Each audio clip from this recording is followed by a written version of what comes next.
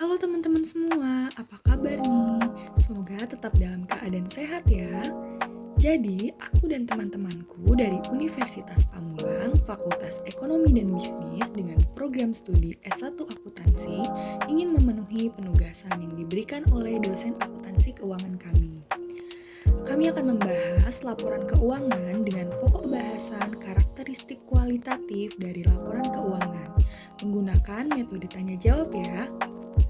Oh iya, kalau kata pepatah, tak kenal maka tak sayang. Jadi, aku mau memperkenalkan diri aku dan teman-temanku terlebih dahulu ya.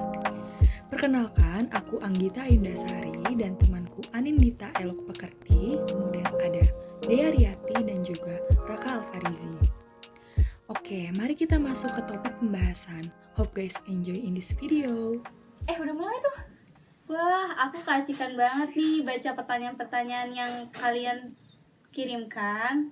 Jadi, aku dan teman-temanku akan menjawab pertanyaan-pertanyaan yang udah kita terima di question box Instagram kita. Jadi, aku dan teman-temanku akan menjawab satu persatu pertanyaan-pertanyaan dari kalian.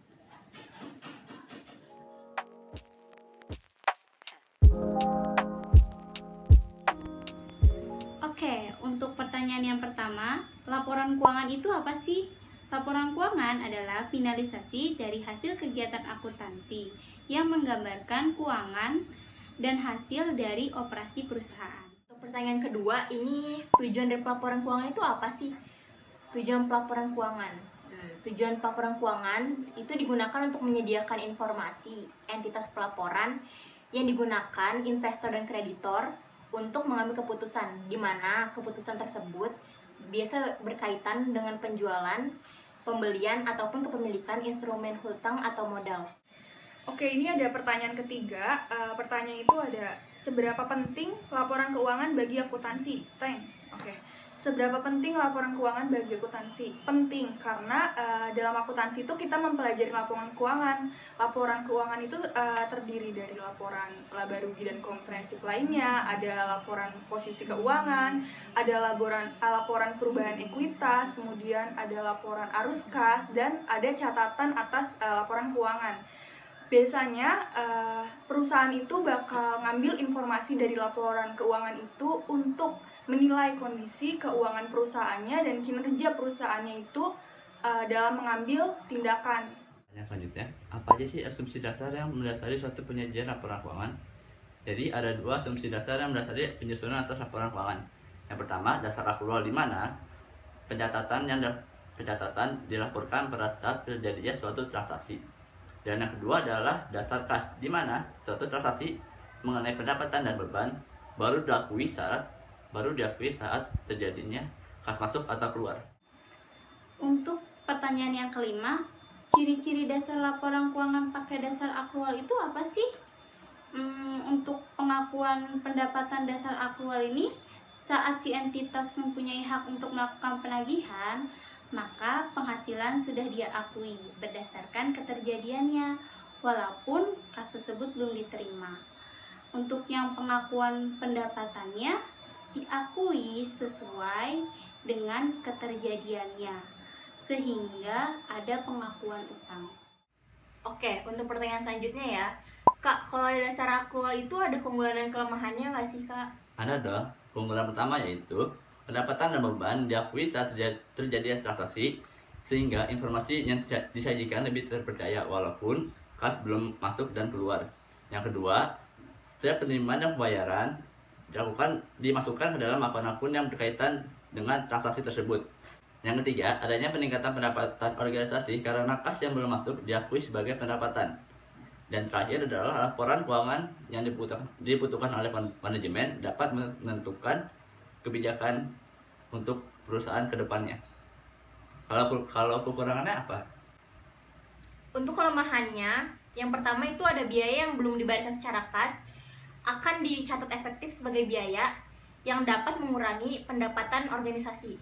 Dan selanjutnya adanya resiko pendapatan yang tak tertagih sehingga dapat mengurangi pendapatan organisasi juga.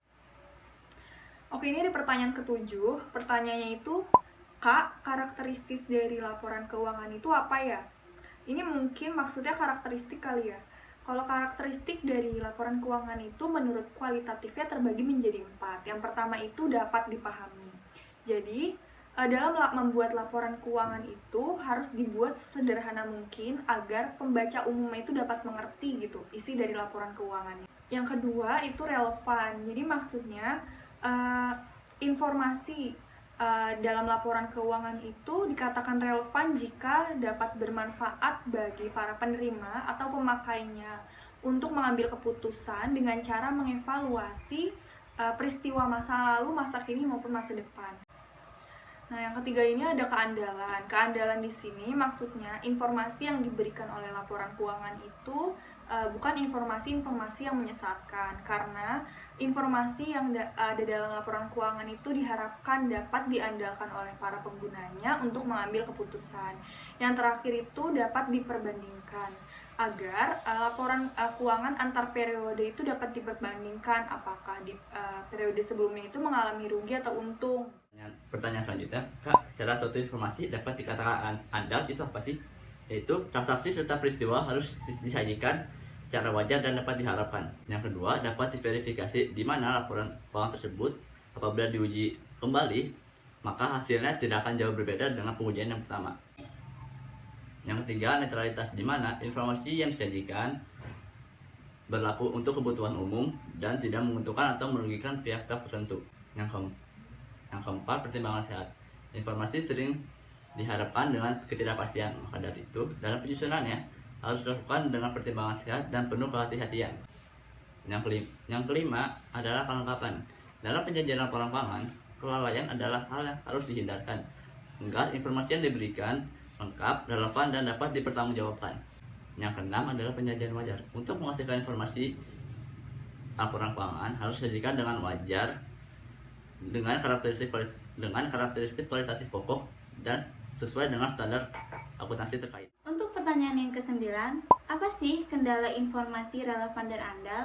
Kendala informasi yang relevan dan andal ini ada 3. Yang pertama, tepat waktu. Karena jika suatu informasi tidak disajikan tepat waktu, maka informasi tersebut tidak lagi relevan bagi pengguna atau pengambil keputusan. Yang kedua, keseimbangan antara biaya dan manfaat. Untuk mendapatkan informasi yang akurat, rinci, dan tepat waktu itu membutuhkan biaya yang sangat besar, di mana biaya yang besar ini tidak sebanding dengan manfaat yang diharapkan dari informasi tersebut. Yang ketiga, keseimbangan di antara karakteristik kualitatif. Relevan dan andal ini karakteristik yang seringkali sulit dicapai bersamaan. Oke, untuk pertanyaan selanjutnya, kenapa sih laporan keuangan harus dibandingkan antar periode dan entitas? Laporan harus dibandingkan antar periode dan entitas karena agar memberikan gambaran tentang keadaan keuangan dan suatu kinerja entitas untuk memberikan gambaran tentang prospek yang akan terjadi di masa depan. Nah, ini ada pertanyaan ke-11. Pertanyaannya itu, yang dimaksud entitas dalam laporan keuangan apa ya, Kak? Jadi entitas dalam laporan keuangan merupakan unit usaha yang menjalankan aktivitas akuntansi dan unit usaha yang membuat laporan keuangannya sendiri. Itu contohnya adalah perusahaan. Perusahaan itu merupakan entitas dalam laporan keuangan. Untuk pertanyaan yang terakhir, Kak, kalau laporan laba rugi itu termasuk laporan keuangan kan? Iya, betul banget. Laporan laba rugi dalam laporan keuangan ini menjelaskan unsur-unsur pendapatan dan beban perusahaan yang akan menghasilkan laba atau rugi bersih dari sebuah perusahaan. Nah, itu tadi tanya jawab seputar laporan keuangan yang sudah aku dan teman-temanku jawab sesuai dengan apa yang kami tahu dan pahami. Kalau memang ada kesalahan atas jawaban yang kami berikan, boleh banget nih teman-teman sekalian koreksi di kolom komentar. Udah dulu ya, sekian dari kami. Bye!